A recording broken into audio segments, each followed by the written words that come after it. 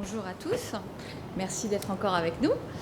Je suis donc responsable scientifique pour la mise en place d'un protocole expérimental visant à encadrer les tests de matériel, équipements, dispositifs qui sont susceptibles de venir supporter le maintien à domicile des personnes âgées. L'objectif de ma communication, dont on espère qu'elle pourra être interactive par la suite, c'est de vous montrer quels sont les enjeux qui encadrent ce protocole, quels sont les verrous et la problématique qui se posent sur le terrain et quelles sont les finalités qui ont été mises en place par Ecolab pour y répondre. Alors, pour vous donner quelques éléments de contexte, ils ont été beaucoup explicités lors de cette journée et grandement dans le cadre de ce salon-là.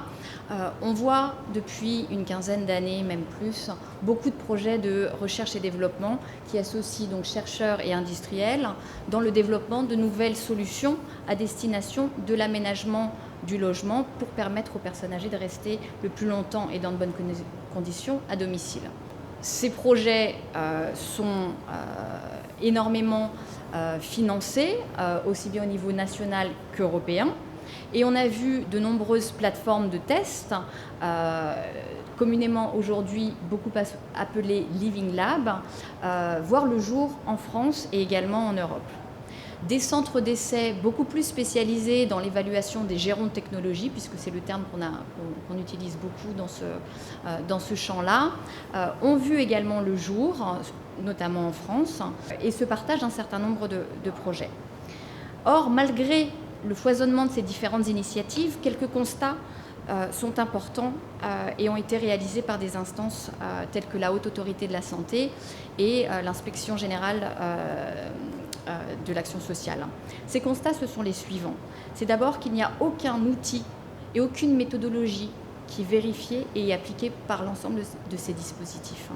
Et que, encore plus, on n'a aucun contrôle sur l'utilisation effective des aides techniques ou des outils qui sont mis à disposition des personnes âgées sur le terrain. Donc cette absence d'outils, cette absence de méthode et de méthodologie et cette absence de contrôle formalise un certain nombre d'enjeux aujourd'hui sur le terrain et notamment dans la pratique d'évaluation de ces dispositifs et de ces solutions pour que le logement soit adapté aux personnes qui sont fragilisées à un certain nombre d'étapes dans leur vie. Donc les enjeux à travers la démarche d'Ecolab, ça va être de mettre à disposition une base de données qui permettra de référencer l'ensemble des dispositifs innovants et acceptés et qui vont permettre, par ce lancement, que les industriels puissent être en mesure de diffuser très largement leurs innovations, de garantir aux usagers qu'ils puissent être en mesure de comparer et donc d'avoir un choix sur les différents dispositifs qui sont à leur disposition, et pour les aidants familiaux, qu'ils puissent être en mesure d'accompagner leur aidant dans ce choix-là et qu'ils puissent être détenteurs d'informations relatives à ces dispositifs qui soient fiables, mesurés, objectifs. Donc la mise en ligne de cette base de données a pour objectif de référencer ces matériels et équipements adaptés au logement des personnes âgées en risque ou en rupture de perte d'autonomie. Toujours dans le périmètre de ce protocole, ça amène à identifier un certain nombre de verrous, notamment parce que, comme on le disait, ou comme je l'ai évoqué un petit peu plus tôt, on a vu que sur le plan méthodologique, il n'y a pas d'outils et il n'y a pas non plus de contrôle. Donc, l'une des problématiques essentielles à aborder dans l'élaboration d'un protocole visant à encadrer les dispositifs mis à disposition pour les personnes âgées, c'est tout d'abord qu'il y ait une démarche éthique. Cette démarche éthique, c'est de faire en sorte que des questionnements visant à respecter l'intégrité des individus, à respecter une démarche ou une réflexion autour de l'usager, autour de ses situations de vie, et une réflexion sur les réserves méthodologiques dans la démarche évaluative est nécessaire aujourd'hui. Il y a également une autre problématique qui est celle de la méthodologie et de la pertinence des tests en particulier, puisqu'il nous manque des éléments vérifiables en termes d'efficacité des tests qui sont réalisés sur le terrain. Autre point méthodologique, on a pu le voir avec la présentation de M. Maléa, l'opposabilité de la démarche, c'est-à-dire qu'on puisse garantir aux usagers que les procédures et les outils qu'on utilise sont effectivement celles qui sont utilisées sur le terrain. Enfin, une autre problématique est celle de la pratique. Alors, celle de la pratique dans le sens bonne pratique. C'est-à-dire que l'un des verrous est bien sûr qu'on puisse, à travers un protocole, quand il est élaboré, promouvoir la bientraitance et prévenir la maltraitance. Promouvoir la bientraitance, qu'est-ce que ça veut dire? Ça veut dire qu'on va pouvoir aider les professionnels à réfléchir dans leur façon d'être et d'agir auprès des personnes âgées, mais qu'on va aussi pouvoir les aider dans cette démarche à associer les usagers à la pratique des tests. Et cette notion, elle est fondamentale dans le protocole. Également, sur le registre des problématiques identifiées, celle de la déontologie, à savoir de pouvoir respecter, en fonction de chaque professionnel qui s'investit dans une démarche évaluative d'un dispositif technologique, d'un matériel, d'un équipement destiné au maintien à domicile, qu'on puisse respecter un certain nombre de codes et de principes liés à sa profession, mais liés aussi à la profession de l'évaluation de ces dispositifs.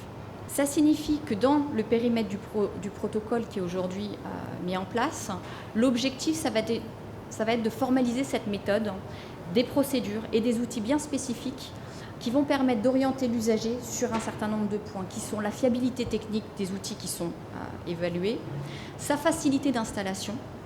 Donc ça, c'est des éléments qui sont mis en place et vérifiés avec les artisans, tels qu'on a pu le voir avec M. Desgouras, que le service rendu à l'usager est mesuré et qu'il est objectivé, et que grâce au travail des ergothérapeutes, on puisse avoir une réelle visibilité sur l'adaptation et la compatibilité du produit au profil de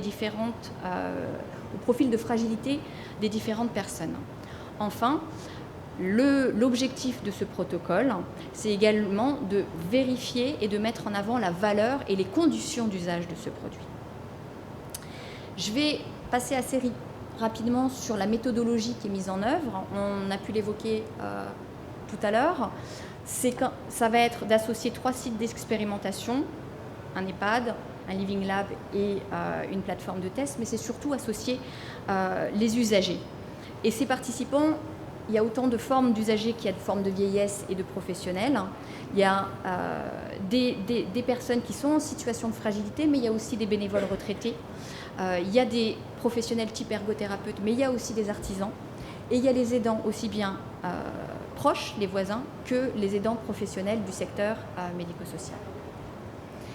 Je ne vais pas rentrer non plus dans le détail des étapes, mais pour vous signifier que dans l'élaboration de ce protocole, on part de processus clés qui mettent en avant des procédures qui vont garantir les différents points que je vous ai cités: éthique, bientraitance, bonne pratique, déontologie.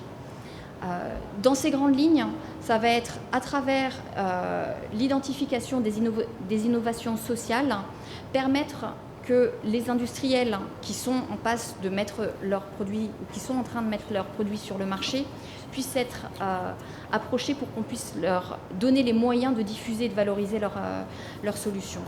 Ensuite, via l'utilisation d'une démarche de contractualisation, de faire en sorte que ces industriels, on les aide à mettre en avant les informations les plus pertinentes quant à leurs produits.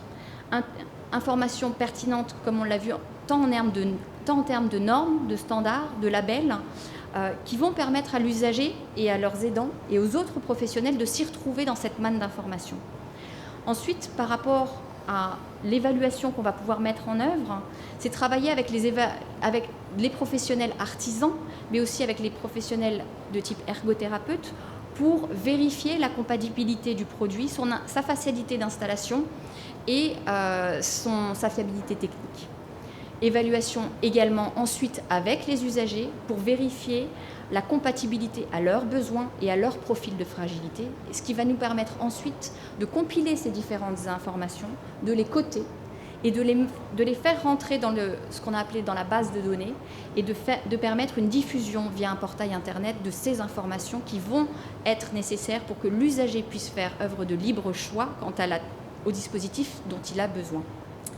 Pour terminer sur ce dispositif, afin de l'encadrer, on a fait en sorte qu'ils puissent être mis en place via 3 comités consultatifs, un comité de rédaction où siègent des experts qui ont pour vocation de vérifier et de travailler avec nous sur l'établissement des procédures et des outils méthodologiques qui vont être déployés sur le terrain pour évaluer ces matériels et équipements. Un comité d'experts techniques dont l'objectif est qu'ils permettent, grâce à leurs compétences et à leur expertise métier particulière sur une famille de produits, de vérifier la conformité du produit. Ce n'est pas à nous de le faire, mais c'est aux experts de le réaliser. Et un comité d'éthique pour s'assurer de la prise en considération des risques et des bonnes pratiques. Donc ces éléments vont nous permettre à chaque fois de vérifier via des mesures standardisées, objectives et scientifiques de l'acceptabilité technique, individuelle et sociale de chaque dispositif qui pourra rentrer dans cette base et pour lequel une information sera fléchée et donnée à l'usager. Je vous remercie de votre attention. Le déploiement de cette campagne devrait avoir lieu au courant du premier trimestre sur Laval.